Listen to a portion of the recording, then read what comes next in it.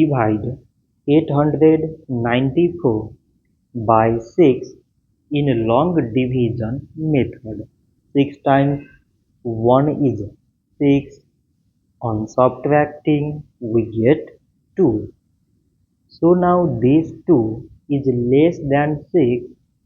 So we put down this 9 and it is 29. 6 times 4 is 24. On subtracting, we get 5. So again this 5 is less than 6. So we put down this 4 and it is 54. 6 times 9 is 54.